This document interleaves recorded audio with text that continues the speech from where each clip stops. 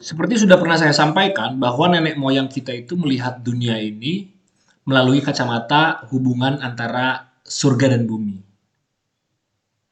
Namun, untuk bisa melihat lebih lebih detail lagi, saya rasa saya perlu melakukan penjelasan ini. Jadi seperti apa saja, hubungan antara surga dan bumi ini? Bagaimana cara kita, bisa melihatnya? Jadi ada 3 tipe, hubungan surga dan bumi ini, yaitu ada yang namanya menspesialisasi. Jadi dari atas ke bawah dan ke bawah itu langsung dimultiplikasi, dispesifikan. Ada juga mengeneralisir, yaitu dari bawah, dari bawah, misalnya kita pilih kucing, kucing, kucing, kucing ini kita kumpulkan, kita angkat ke atas, kumpulan kumpulan makhluk-makhluk yang serupa ini itu kita masuk dalam, kita generalisir menjadi kucing gitu. Kemudian ada juga simbolisasi. Simbolisasi itu seperti saya sudah pernah jelaskan, contohnya ada pada kalimat tertulis, di mana yang di atas memberikan makna, yang di bawah mensupport dengan tubuh, memberikan tubuh gitu. Jadi itu adalah kunci utamanya, di mana bumi itu selalu menyediakan tubuh, makna, dan surga itu menyediakan makna. Dan pattern ini, dengan pattern ini kita bisa melihat apa sebenarnya tujuan ular di Taman Eden ini. Jadi eh, saya akan coba jelaskan itu.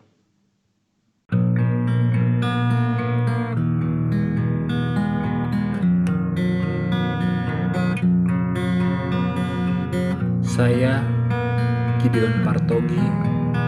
Selamat datang di langit manusia bumi.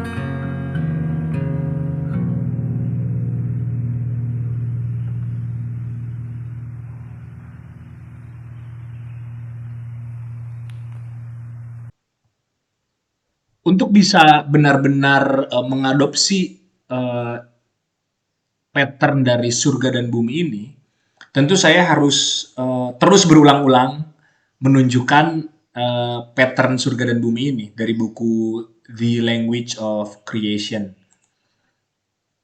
Dan ini tujuannya adalah supaya kita terbiasa gitu dengan sudut pandang ini gitu.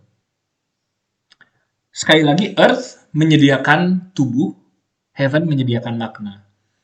Dan ketika Earth menyediakan tubuh, ketika dia mengangkat ke atas tubuh, body, dia hadir sebagai hierarki gitu. Oke. Okay? Nah, seperti bagaimana saja sih hubungan antara surga dan bumi ini? Komunikasinya tuh gimana saja? Jadi ada 3 jenis, yaitu yang paling atas di sini specialize, menspesialisasi. Jadi bisa dilihat panahnya itu ke bawah, dari atas ke bawah. Spesialisasi itu adalah Adam diberi tugas untuk memberi nama binatang, naming the animal. Jadi dia menspesifikkan, menspesialisasi. Atau juga bisa dilihat ketika Allah menciptakan dunia ini dari sesuatu yang chaos gitu, dari samudra itu dia menspesialisasi gitu, terang, gelap, jadi menspesifikkan sesuatu gitu, menspesifikkan sesuatu. Atau dalam skala komunal kepemimpinan, kepala atasan memberikan tugas kepada bawahannya. Kemudian ada juga symbolize yang tengah ini. kita lihat arah panahnya, simbolis itu seperti bertemu di tengah-tengah dia. Jadi ada gerakan dari atas ke bawah dan juga gerakan dari bawah ke atas, bertemu di tengah-tengah. Dan tepat di tengah ini, itulah yang disebut knowledge, pengetahuan, atau juga disebut simbol. Salah satu contoh adalah kalimat atau tertulis, kata tertulis di mana yang bawah bentuk-bentuk atau marks, garis lurus, garis bengkok, itu menyediakan tubuh, bersatu mereka menjadi sebuah kata, menjadi sebuah huruf. Benda-benda itu bersatu menjadi huruf, dan surga memberikan makna. Gitu. Misalnya kata tidur, huruf T itu begini kan, dua garis ini kalau belum memiliki makna itu semua terpecah-pecah, terpisah. Tapi ketika diangkat ke atas, dia menjadi bersatu, menjadi T, menjadi I, kemudian ada titiknya, menjadi D. Ketika mereka bersatu ke atas, dikasih makna itu menjadi tidur. Oke, kemudian mengeneralisir. Gitu. Mengeneralisir adalah dari yang multiple, dari yang banyak yang ada di bumi ini, kita bisa mengangkatnya ke atas dan seperti kita melihat secara umum gitu. Seperti tadi sudah pernah dijelaskan, jenis binatang yang memiliki paruh misalnya. Paruh kita tunjuk, kita kumpulkan, dan dari kumpulan ini kita bisa seperti semacam mengangkat ke atas dan kita bisa melihat bahwa oh ini adalah memiliki paruh unggas misalnya. Nah, jadi saya rasa ini cukup bisa diterima. Nah, namun kita akan fokus dulu ke yang menspesialisasi ini ya. Karena kita bisa melihat sebenarnya apa keinginan atau apa keinginan tujuan dari si ular itu gitu. Yang di Taman Eden itu sebenarnya apa sih keinginan dia gitu. Oke. Gerakan menspesialisasi atau menspesifikasi ini tertulis di dalam Alkitab, yaitu Allah memberkati mereka, kemudian Allah berfirman kepada mereka, beranak cuculah dan bertambah banyak, penuhilah bumi dan taklukkanlah itu, berkuasalah atas ikan-ikan di laut dan burung-burung di udara dan atas segala binatang yang merayap di bumi. Beranak cucu ini adalah menspesialisasi gerakan dari atas ke bawah gitu. Dan berkuasa itu juga terkoneksi dengan ini. Berkuasa itu artinya di hierarki yang atas itu seperti memberikan apa ya? Seperti memberikan perintah gitu kepada yang bawah gitu. Dia bayangkan seorang atasan memberikan tugas gitu kepada bawahannya. Atau kepala keluarga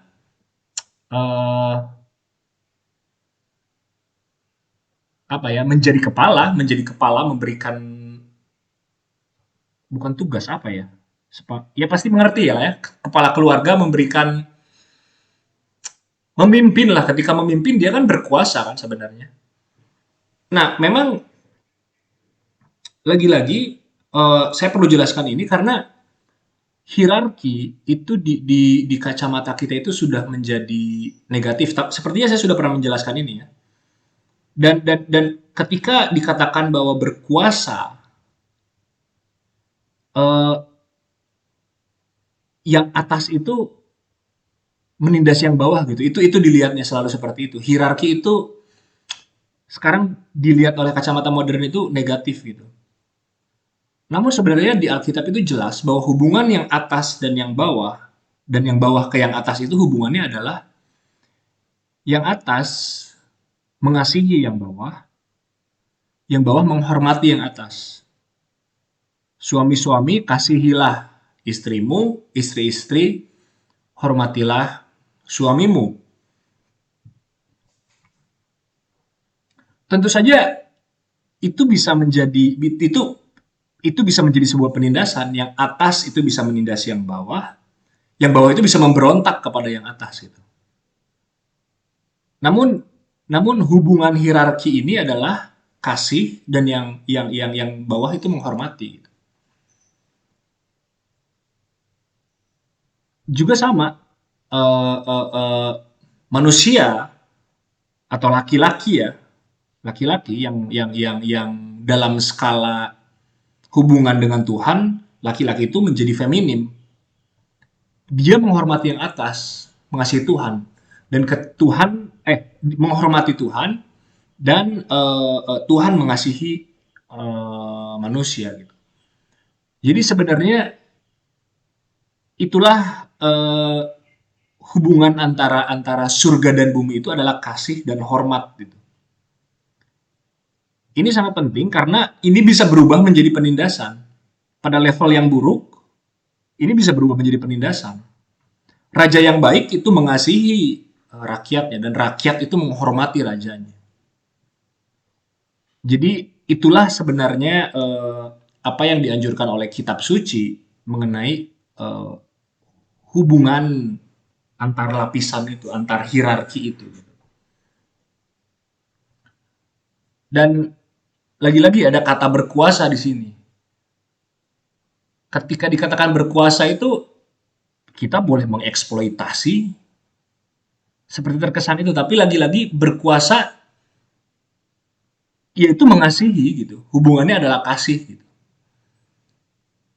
Oke, jadi beranak cucu bertambah banyak ini terkoneksi dengan menspesialisasi, menspesifikasi. Ada satu ada satu kisah di Alkitab ketika itu Musa dia Musa dia memimpin bangsa Israel. Dia seorang diri menghakimi atau menyelesaikan masalah bangsa Israel seorang diri. Jadi kumpulan manusia itu datang kepada Musa satu-satu untuk Musa selesaikan masalahnya. Dan mertuanya dia melihat ini tidak engkau akan kelelahan. Anda akan kelelahan kalau seperti ini. Kenapa Anda tidak eh, apa namanya mengambil beberapa orang untuk menjadi pemimpin gitu.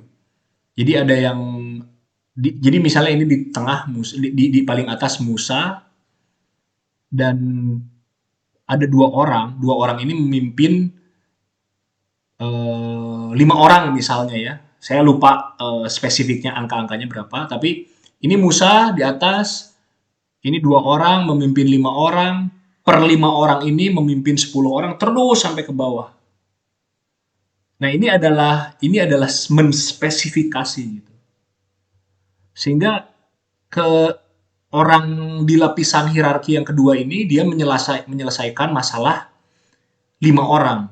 5 orang ini per 5 orang ini menyelesaikan masalah 10 orang. Terus ke bawah dia bentuknya sampai ke apa?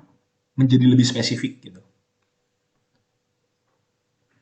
Nah, ini adalah yang dimaksud dengan menspesialisasi.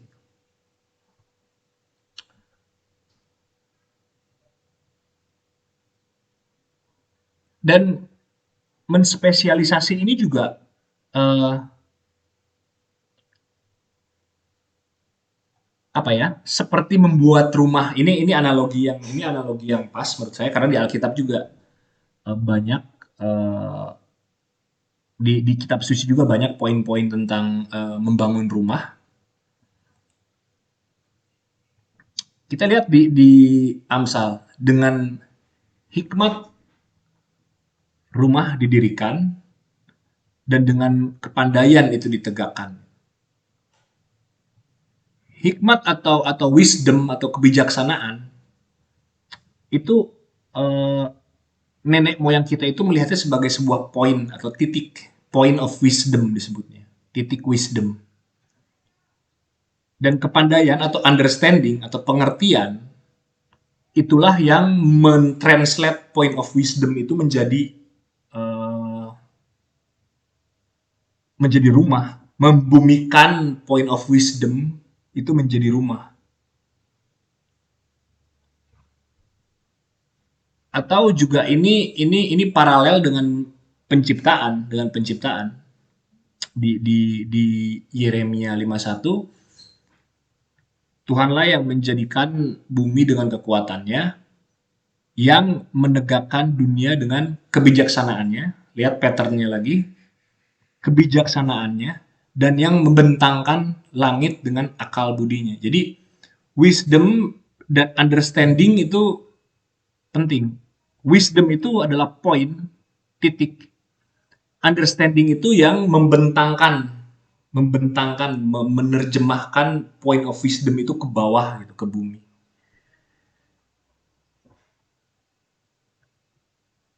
Dan eh, kalau dalam kasus tradisional kosmologi, rumah ini juga pada akhirnya menjadi simbol, menjadi surga dan bumi juga, di mana atap bagian atas rumah itu adalah surga, dan bagian bawahnya, lantainya adalah bumi gitu. Dan ada pilar gitu, pilar yang menjadi penyangga surga dan bumi. Nah, jadi wisdom dan understanding ini, wisdom itu adalah poin, titik, understanding itu yang menerjemahkan wisdom itu, membumikan. Kita misalnya punya punya rencana membuat rumah gitu. Kita punya bayangan di dalam kepala kita. Bayangkan itu adalah point of wisdom, dan kemampuan kita untuk mengejawantahkannya, memanifestasikan point of wisdom itu ke bumi, itulah pengertian, itulah understanding. Dan kata membentangkan ini menarik ya, karena membentangkan itu seperti melebar gitu, melebar.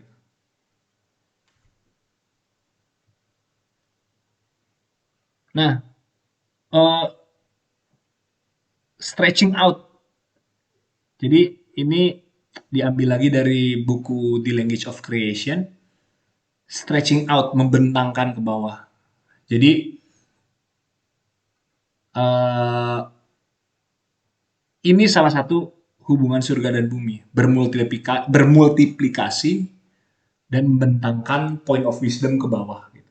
Membentangkan surga ke bawah, membentangkan dunia ide ke bawah, atau menspesifikasi, naming the animal. Dan dalam skala individu ini juga bisa kita lihat sebagai kita menguasai diri. Seorang individu menguasai diri kita. Penguasaan diri. Jadi, dan itu kata yang bagus ya, berkuasa tadi kan di atas, berkuasa atas diri kita sendiri. Gitu. Itu juga bisa kita lihat sebagai spesialisasi berkuasa atas diri itu.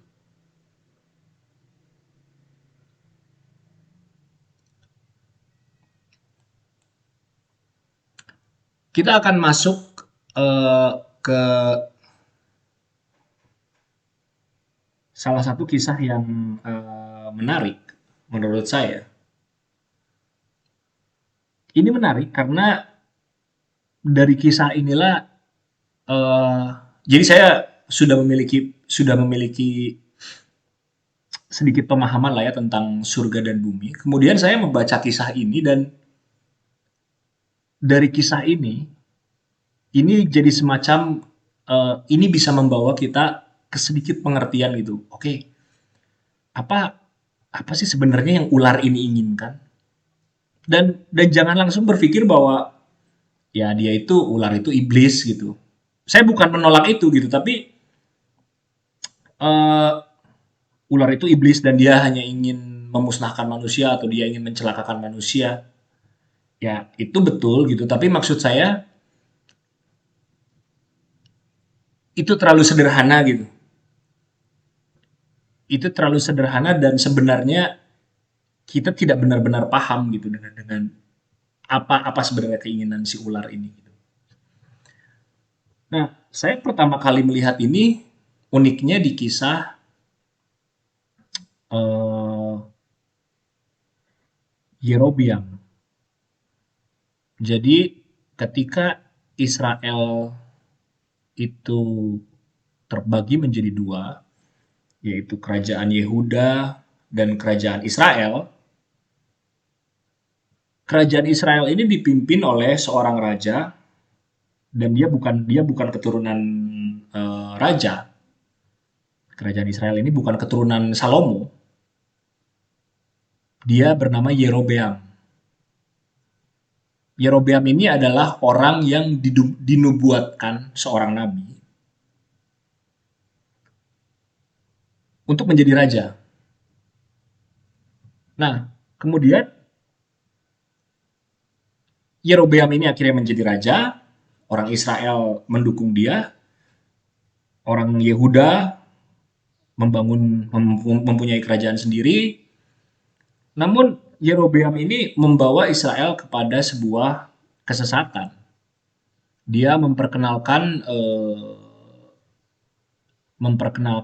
ibadah-ibadah eh, apa ya? Ibadah-ibadah yang lain gitu. Dia tidak menyembah Yahweh gitu, tidak menyembah Tuhan Allah gitu. Tuhan Allah Israel ya. Kemudian Tuhan mengirimkan nabi dari Yehuda untuk menegur atau memperingati Yerobeam. Dan bukan hanya menegur, bahwa Tuhan menubuatkan nanti akan ada seorang raja lahir bernama Yosia.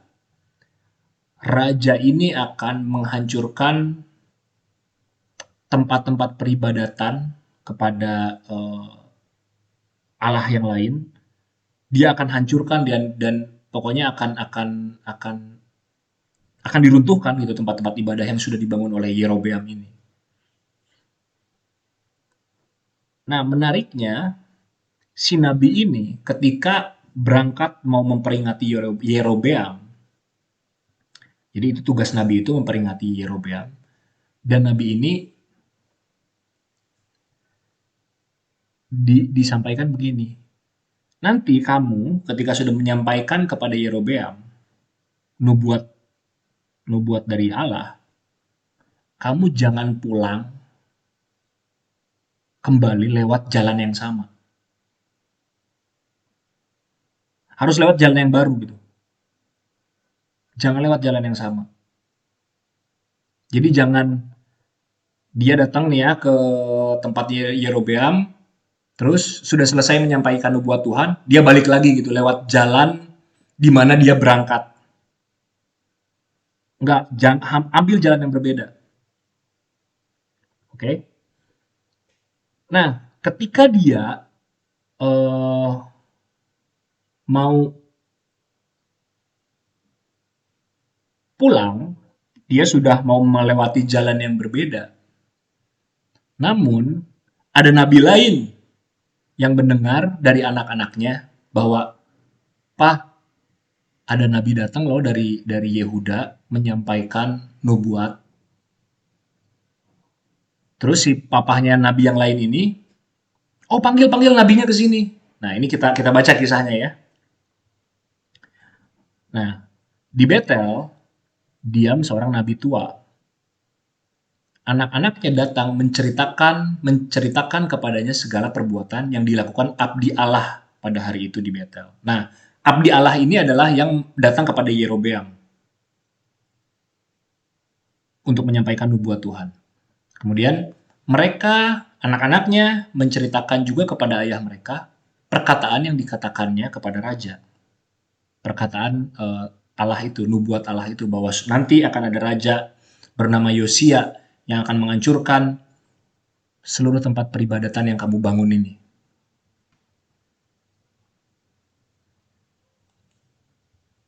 Kemudian ayah mereka bertanya,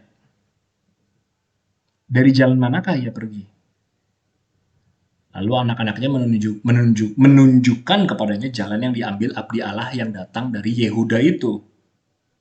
Mungkin diceritain ya sama anaknya, oh ini si abdi Allah ini pas mau ke tempat raja itu dia lewat jalan sini gitu. Dikasih tahu lewat mana dia pergi. Ia berkata kepada anak-anaknya, pelanai keledai bagiku. Mereka memelanai keledai baginya, lalu ia menunggangnya. Si nabi itu ya, si nabi tua itu ya, dia mau pergi menemui si abdi Allah dan pergi mengikuti abdi Allah itu dan mendapatinya duduk di sebuah pohon besar. Ya, ini simbolisme yang penting. Dia duduk di bawah pohon yang besar. Ia bertanya kepadanya, kepada si abdi Allah, engkaukah abdi Allah yang telah datang dari Yehuda? Jawab si abdi Allah itu, ya itulah aku. Kemudian ayat 15, katanya kepadanya, kata nabi tua kepada abdi Allah, marilah bersama-sama aku ke rumah untuk makan roti. Jadi si nabi tua ini ngajak si abdi Allah, ayo makan roti yuk di rumah. Padahal si abdi Allah sudah dikasih peringatan oleh Tuhan, jangan balik lewat jalan yang sama.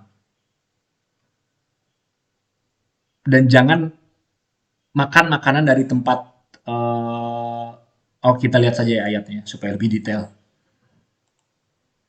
Nah, ayat 16. Tetapi jawabnya, aku tidak dapat kembali bersama-sama engkau dan singgah kepadamu. Aku tidak dapat makan roti atau minum air bersama-sama engkau di tempat ini. Ayat 17. Sebab telah diperintahkan kepadaku atas firman Tuhan, jangan makan roti atau minum air di sana. Jangan berjalan pulang melalui jalan yang telah kau ambil itu. Jadi nggak bisa balik si abdi Allah ini. Nggak bisa dia lewat jalan yang sama dan juga dia nggak bisa makan roti dari tempat ini. Gitu. Dari mungkin saya nggak tahu ya lokasinya di mana. Pokoknya intinya jangan ke Betel kan, tempat si Nabi tua itu tadi di Betel kan. Nah, kemudian ayat 18, lalu jawabnya kepadanya, jawaban si Nabi tua ya, aku pun seorang nabi, juga seperti engkau. Dan atas perintah Tuhan, seorang malaikat telah berkata kepadaku bahwa dia pulang bersama-sama engkau ke rumahmu, supaya ia makan roti dan minum air. Tetapi ia berbohong kepadanya. Jadi si nabi tua ini berbohong kepada si abdi Allah ini. Si nabi tua ini berkata bahwa ini saya didatengin oleh malaikat Allah supaya ngajak kamu ke rumah saya supaya bisa makan di rumah. Abdi Allah dapat perintah jangan kembali lewat jalan yang sama. Nabi tua berbohong kepada abdi Allah. Hey, saya juga dapat perintah dari malaikat Allah. Kamu boleh kok ke rumah Yuk kita makan di rumah.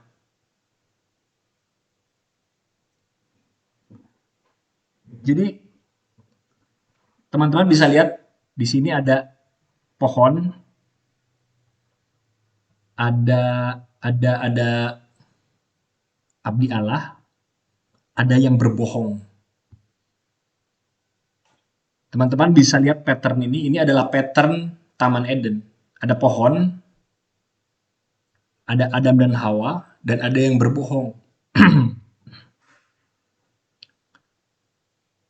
Nah, apa artinya pohon di sini? Pohon itu simbolisme dari titik.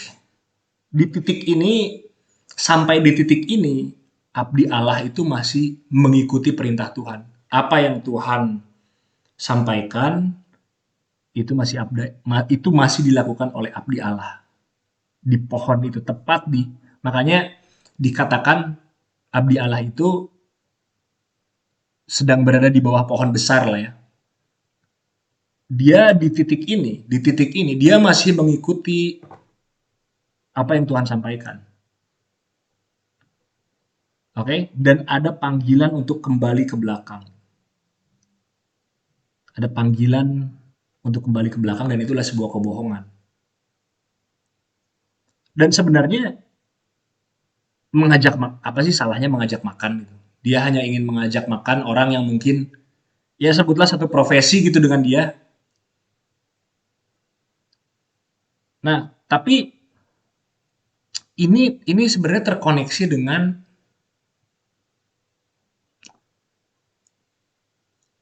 gimana saya jelaskannya ya. Ini tuh jalan baru ini terkoneksi dengan menspesialisasi, menspesifikasi, bermultiplikasi ini terkoneksi sebenarnya dengan jalan baru.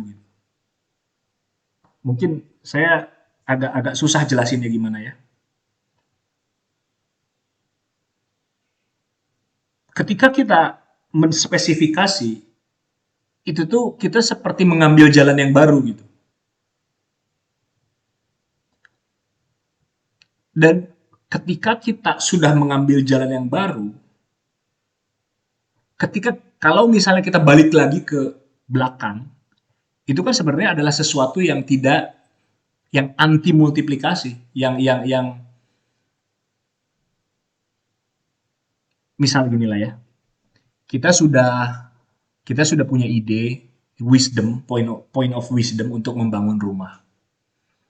Kita sudah rancang semua, kemudian kita sudah potong-potong kayunya, kita sudah membuat jalan baru gitu, sesuatu yang baru, kita sudah membentangkan pengertian kita tuh sudah membentangkan point of wisdom itu gitu.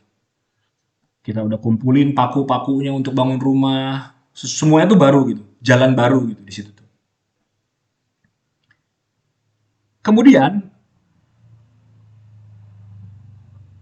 kita entah gimana ya, mungkin kita lagi marah atau ngambek, kita bakar semua kayu yang sudah kita kumpulkan. Artinya kan dia kembali lagi ke level yang lebih primitif gitu daripada dia sudah membuat jalan baru, tapi dia malah balik lagi ke level awal. Seperti sesuatu yang tidak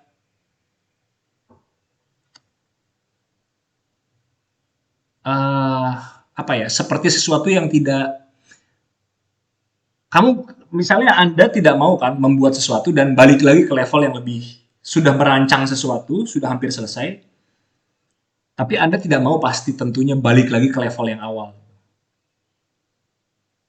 Saya kalau dalam bahasa Indonesia apa ya? Kalau dalam bahasa Inggris ada tour, di tour tulisannya, di tour. Di tour itu seperti tour itu kan melakukan sebuah tour perjalanan. Di tour itu seperti balik lagi gitu, sebuah perjalanan yang tidak efektif gitu. Saya nggak tahu lagi bagaimana menyampaikan ini dalam kata-kata, tapi mudah-mudahan bisa dimengerti. Dan kita bisa lihat bahwa keinginan Allah itu sebenarnya multiplikasi, ambil jalan yang baru, spesifikasi, spesialisasi. Itu tuh seperti perintah Allah kan, beranak cuculah, bermultiplikasi. kuasailah. Ini terkoneksi gitu dengan multiplikasi gitu. Dengan uh, menerjemahkan point of wisdom itu oleh understanding gitu ya, atau jalan baru gitu. Nah, akhirnya kita bisa lihat keinginan si nabi ini adalah dia balik lagi ke belakang.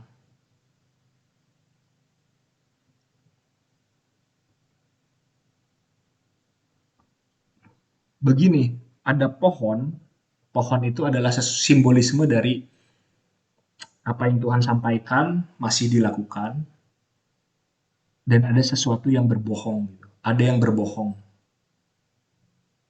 Dan kebohongan ini tuh seperti bergantung kepada pohon. Jadi gini, kebohongan ini tuh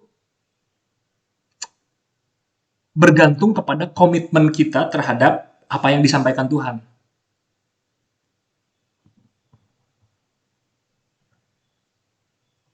Kebohongan si ular di Taman Eden itu bergantung kepada perintah Allah untuk jangan memakan buah itu. Dia balikan gitu. Dia balikan apa yang menjadi perintah gitu. Dia berbohong gitu. Itu kenapa ada pohon dan ada yang berbohong. Oke, dan akhirnya apa yang dilakukan oleh abdi Allah itu, kemudian orang itu kembali bersama-sama dia, lalu makan roti dan minum air di rumahnya. Sedang mereka duduk menghadapi meja, datanglah firman Tuhan kepada nabi yang telah membawa dia pulang.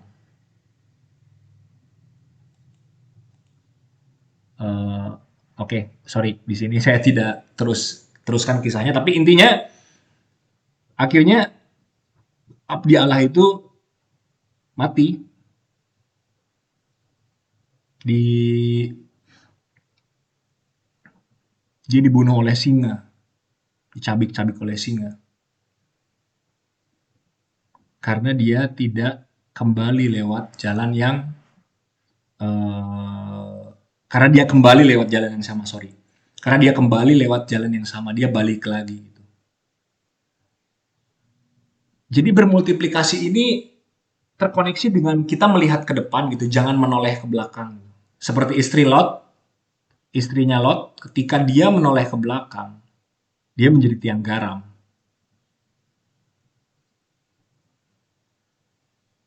Seperti anti atau lawan dari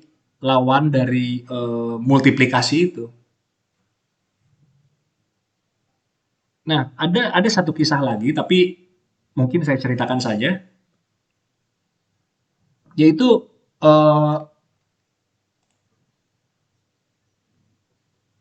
ketika 3 orang Majus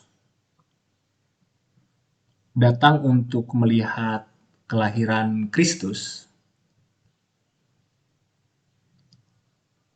3 orang Majus ini datang bertemu Herodes, dan akhirnya Herodes mengatakan untuk kalau misalnya sudah bertemu dengan Yesus, kasih tahu saya. Singkat cerita, 3 orang Majus ini bertemu dengan bayi Yesus, dan akhirnya 3 orang Majus ini bermimpi untuk pulang lewat jalan yang baru. Jangan balik lagi lewat jalan yang sama.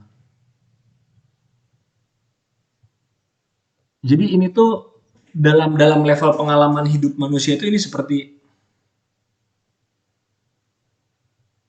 kita ketika kita sudah mengambil jalan yang baru dalam hidup manusia, kita tuh nggak mau lagi balik ke yang lama gitu.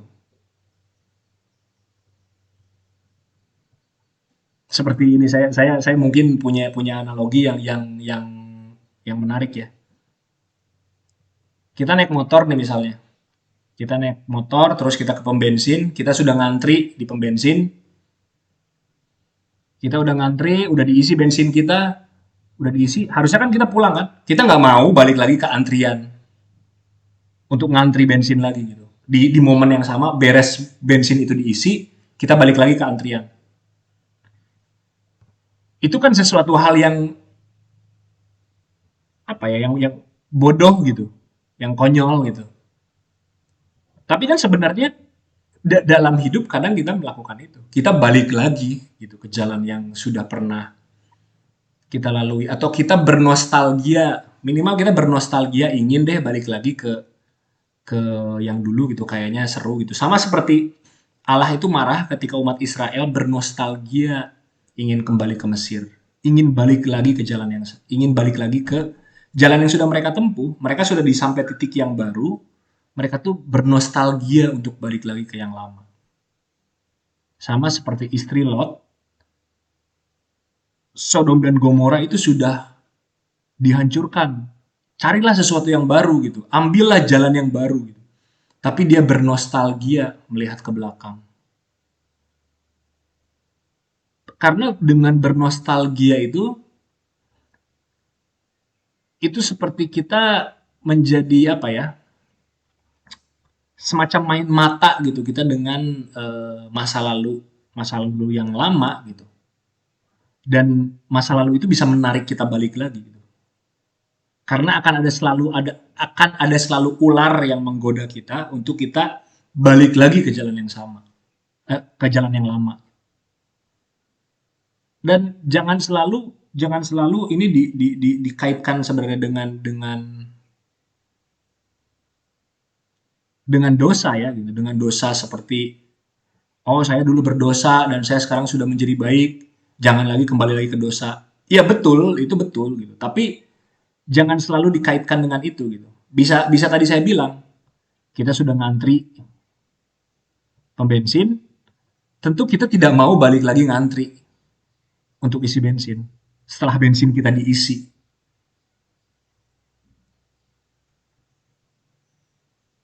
Ya, jadi dari sini kita bisa lihat sebenarnya apa sih keinginan si ular di Taman Eden. Ular itu seperti dia memiliki keinginan untuk balik lagi. Ingat di penciptaan dari chaos, dari samudra raya, Allah menciptakan eh, terang, gelap. Dia menspesifikasi. Setelah penciptaan selesai, Allah memberi perintah untuk bermultiplikasi. Kuasailah gitu. Jadi apa ya? Spesifikasi gitu. Kemudian Allah memberi tugas kepada Adam untuk naming the animal, spesifikan gitu, spesialisasikan. Dan ada panggilan untuk balik lagi ke yang lama. Nah, seperti godaan untuk balik lagi ke yang lama ini menjadi terkoneksi ketika saya lihat dikatakan di Alkitab kan ular adalah binatang yang paling cerdik. Namun yang menariknya gini, dalam nah ini cunning ini seperti cerdik, licik gitu ya. There is a play on the words for naked. Cunning ini artinya cerdik, licik gitu ya. Tapi there is a play on the words for naked. Jadi ada permainan kata di kata cerdik, cerdas, licik itu permainan kata bahwa kata itu tuh juga bisa dilihat sebagai kata telanjang. Jadi ular adalah binatang paling telanjang. Itu and cunning, wise, yaitu nggak perlu lihat. Tapi intinya telanjang gitu. Jadi ular adalah bisa dilihat juga adalah binatang yang paling telanjang yang ada di Taman Eden di antara binatang-binatang yang lain. Dan telanjang itu kan seperti natural, alami gitu, paling alami gitu. Ular adalah binatang paling alami gitu. Dan apa sih yang paling alami dari bumi itu? Sebelum bumi dispesifikkan oleh Tuhan, samudra raya itu, air purba itu, di Kejadian 1 ayat berapa, 2 ya, bahwa samudra raya, samudra purba, di mana kondisinya itu adalah, di situ adalah dunia lautan potensi yang belum memiliki makna gitu. Jadi seperti ular itu, ini adalah satu cara untuk melihat ya, ular itu ingin mengajak manusia kembali ke chaos itu, ke air purba itu, ke samudra raya itu.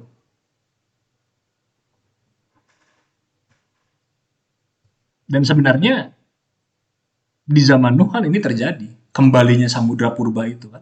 Air bah itu adalah kembalinya lagi samudra purba itu.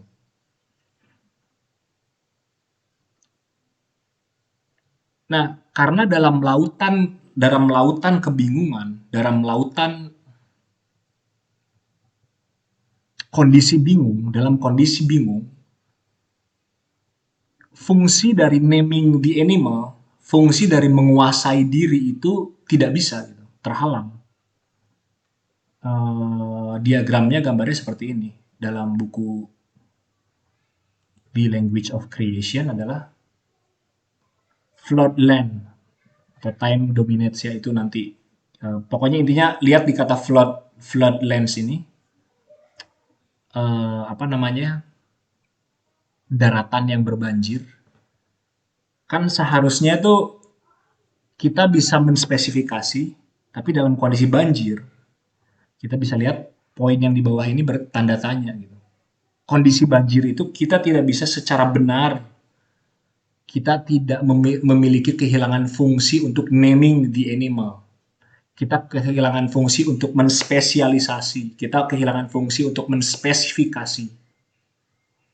Itu adalah kondisi banjir, kondisi air purba. Jadi kita bisa lihat salah satu cara untuk melihatnya, keinginan ular itu balik lagi ke sana, balik lagi ke air purba itu. Di mana Allah sebenarnya sudah menspesifikasi, Allah sudah menspesialisasi, dan ular ingin balik lagi ke kondisi air purba. Itu kenapa ada permainan kata antara ular adalah binatang yang paling cerdik dan ular adalah binatang yang paling telanjang, paling alami gitu. Ada keinginan untuk balik lagi. Nah, itu kenapa ular itu terkoneksi, ular air itu terkoneksi ya, sudah pernah saya sampaikan. Sesuatu yang, jadi di sesuatu sistem yang tegak, suatu sistem yang tegak, pohon, itu seperti selalu ada sesuatu yang menyelinap masuk gitu.